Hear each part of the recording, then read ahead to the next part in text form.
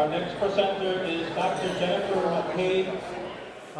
She's a professor in biology at Sacred Heart University. She has 22 years of experience working with the ecology and the coastal ecology system.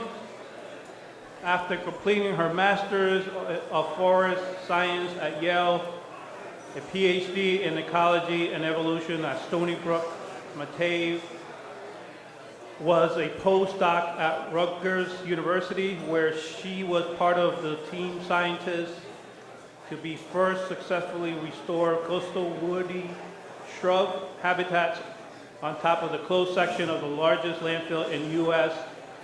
in 1998. Dr. Mattei started a community research program with Long Island Sound involving the study of her ancient mariner, the horseshoe crab. She was discovered loss of habitat is a major factor causing population decline. Dr. Mattei's current research on coastal habitat restoration, which she will discuss with us today, is supported by the National Fish and Wildlife Foundation, Connecticut Institute of Resiliency and Climate Adaptation, in lieu feed program, and Dow DuPont Corporation. This research includes installing an artificial reef, salt marsh, high marsh, upland dune mosaic, and pollinator meadow, and upland coastal forest habitats. Yes, you can find more information at Sacred Heart EDU Living Shoreline's website.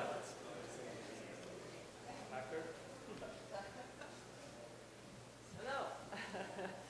After 35 years of attending meetings, I wanted to thank the staff here. I have never had warm cookies at a meeting before. Those were amazing, fresh baked. I'm working on nature-based solutions to some of our pollution problems. And I was just at a meeting on building estuaries in California, and I actually heard come out of the mouth of the Army Corps of Engineers, they are now on board with nature-based solutions. So I wanted to just point out that there is funding for this, particularly for towns, municipalities. You can apply for funding to the National Fish and Wildlife Foundation.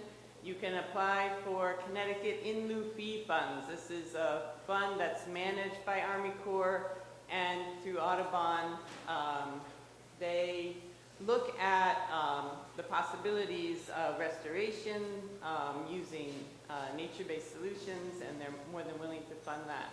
These are fees that are paid by companies that violate Clean Water Act, and so there is funding available. Also, Circa, we mentioned before at UConn, they're very interested in any restoration work in this area. All right, figure out how to advance this. And it's not going forward. Oh, I got it. Okay,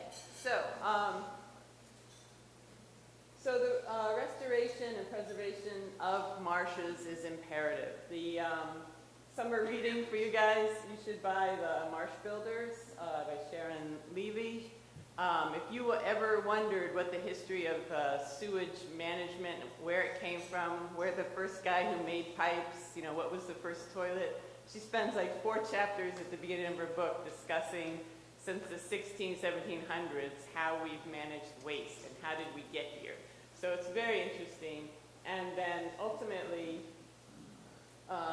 you know, we were just discussing in the last talk, you know, what do we do with the leftover nitrogen? We get some of it out. We're using bacteria very efficiently, but there's still nitrogen, phosphorus coming off into the waters. If you pass it through a marsh, it will be cleaner as it heads to either the Sound for Connecticut or to the ocean at large. So We really need these marshes. They have multiple uses for us, including obviously pollution control, erosion control, and increasing our natural resources. In the last talk, they're going to rebuild a water treatment plant right on a river. Did you notice that it was completely armored right up to the water? If they're moving back with the treatment plant, why not install a marsh right there rather than more parking lot?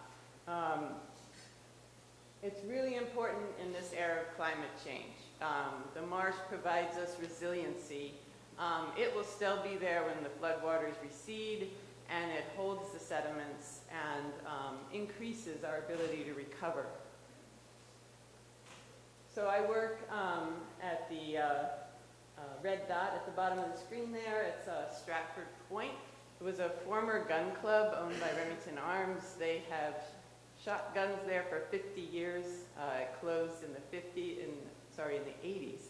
And it was taken over by DuPont, which is now Dow DuPont, which is now Corteva Agriscience, is an offshoot of that merger.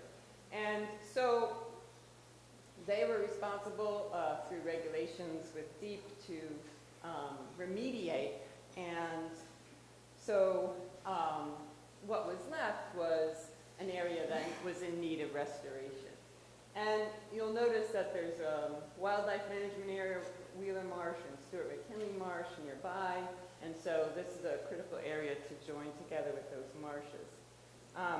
In the south, southern states are way ahead of us with living shorelines, this idea of using sort of nature-based solutions and sort of soft materials rather than hardened concrete to hold sediments and to sort of clean the waters as they leave the treatment plants. This is easily done in the southern states because they don't have to deal with a number of factors that New England states have to deal with. They can use core logs as a tow to the marsh restoration, and they stay in place for more than a few years. Here it lasts about 10 minutes, you know. So in New England, a lot of people have been using a rock tow in front of the marsh to prevent erosion. However, new evidence is showing that you get erosion in front of that rock tow. You also sort of block the passage of animals in and out of that marsh. So that's not recommended anymore. So we are facing several problems, and one is thermal expansion. So never mind the glaciers melting.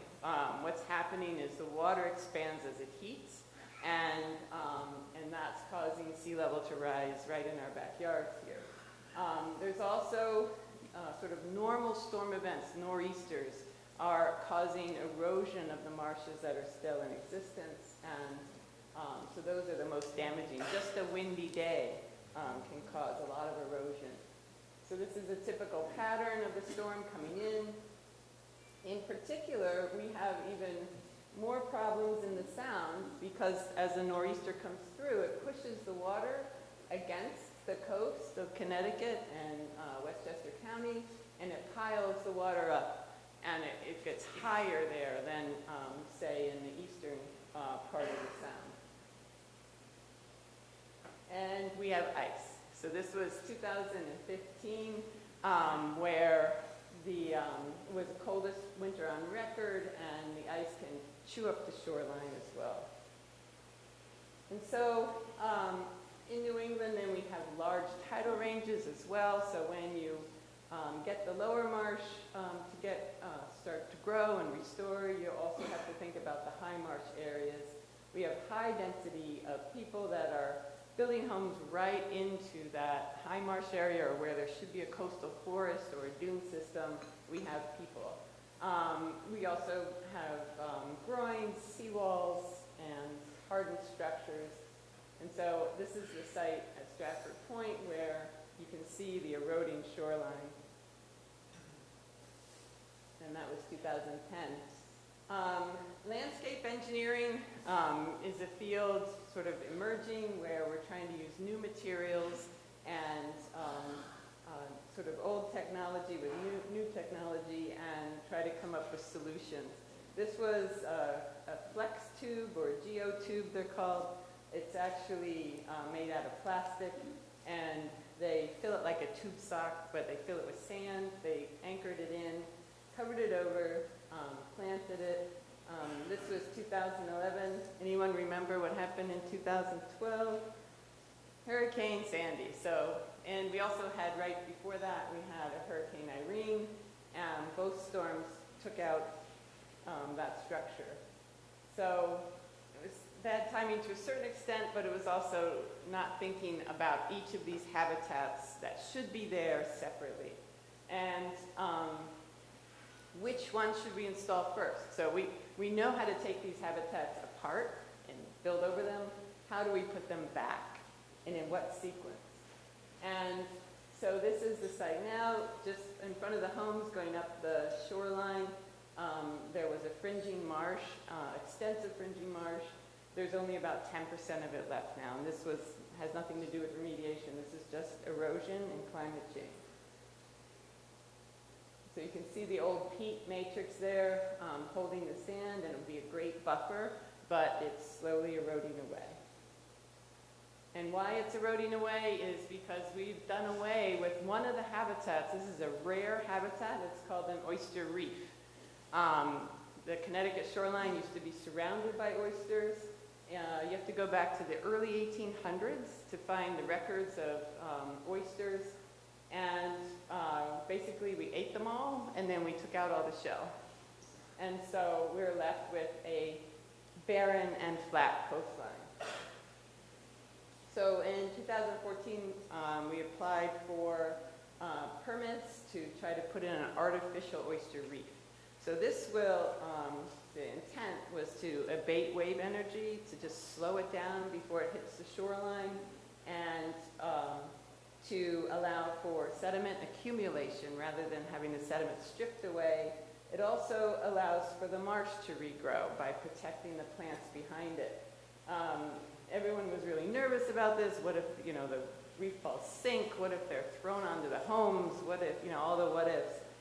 But this is a product that was engineered for coral reef restoration in Florida. And so the people who created it knew about hurricanes, and they knew about strong winds. And so the weight of the ball is in the bottom, and the holes allow the waves to go through it. So it's been there since 2014. It hasn't moved. It hasn't sunk. And so all those spheres did not cause any problems there. So we put in about 49 meters, or about 150 feet of this reef line. And we planted Spartina grass behind it. And you can see just in this picture, in 1 year time, we had about 12 inches of sediment gathered behind the reef balls. The plants grew in quite well. The plants we put without a reef protection didn't grow at all. Most of them washed away. And so you can see the fine sediments that have been settling out. The Spartina grew in quite well. And here, this picture demonstrates what happens on just a windy day. The waves come in and they break on the reef, and then they gently roll forward after that, filtering through the grasses. We then were granted the permit to expand it along the shoreline further, so we have over 900 feet of reef that we put in. You'll notice that it's not a wall, that we have them overlapping, and spaces for tidal exchange and for animal exchange. So fish can come in and out, horseshoe crabs come in and out. So we also involve the public a lot in these projects. So we invite them in. We had an Earth Day celebration. Everyone came out, helped us plant the marsh. And then, however, even though we have the wave break and the beginnings of an oyster reef, we still have erosion at high tide. So the reefs are completely covered at high tide, and on a windy storm or a nor'easter, it continues to chew away at the shoreline, and we've lost over 1 meter of sediment. So we decided to try another experiment where we put in imported oyster culture. We just from a restaurant. We brought in a whole bunch of oyster shell. We put in sand, some gravel, and then we tied down root wads and long logs that still have the roots on them, and we anchored them into the ground. And the idea was to then create a gentler slope than what you saw in that picture. And so, again, we had my students and a bunch of people help us plant. This is Spartina patens. It's the high marsh plant. And by last September 2018, it looked very good, and it was holding fairly well. Then we also, it's interesting when Google Maps, the satellite goes over. This is a picture from Google Earth. You can see how the display of the reef, the protective reef behind, and then also we installed behind landward side, we installed a series of dunes further up and planted those to break the wind, and there's a synergistic interaction between these habitats. So it's important, first to have wave abatement, then the marsh, and then you can do the upland pieces. Again, planting with beach grass and seaside goldenrod, and it established very well. So this is just last year. However, more storms over this past winter, 2019, and we're getting erosion again. So we haven't solved the problem completely, and the issue is that the original geotubes they put in, the landowner doesn't want to take them out because they spent so much money on them, but it's causing, basically drawing a line in the sand saying you can't go any further than this, and so it's causing issues. So we have come up with a few solutions we're going to try this season to patch that system. But overall, the restoration of the low marsh has been very successful. It allows for water filtration, sewage runoff is picked up by the surrounding marsh, and we have fish and wildlife using the area. And so I want to thank you for inviting me today, and I want you to think about nature-based solutions for some of your sewage treatment problems. This is my students, and I'll take any questions you have. Yes? Yeah, I was curious, have you looked at old photographs of 1800 that show at the shoreline, show you the type of trees that grow on the barrier between the marsh and the further inland sea? That has something to do with, I mean, obviously, the storms that hit the coast for eons, and the erosion that you see today. I wonder if there's different types of plants and trees. Right. So the question is, what about trees and shrubs? And I didn't have it in this presentation, but we do further back. We have planted coastal trees and shrubs. We know what species grow well on the coast. The problem is, in the majority of places, homes are where those trees should be. So the trees and shrubs don't grow right on the shoreline because they're not salt tolerant. There's a few shrubs that are, so we're putting those in. So what we're lacking along the Connecticut coastline is space for these things. So we can get the marshes in, and I do have a photograph just from 1980, an aerial photograph, showing a tidal marsh around that entire peninsula. So there was a marsh there. It had been eroded away to a certain extent. Some of it was taken out for remediation for the lead at the site. But so we have planted, and we are planting trees and shrubs further back for that. Yeah. So it depends like what what piece. So you're wondering how we could do this. I mean, the total cost for this project was probably over, $250,000. or more, but it could be less if we start making reef balls here in Connecticut. So this is a new quote-unquote industry that could take off.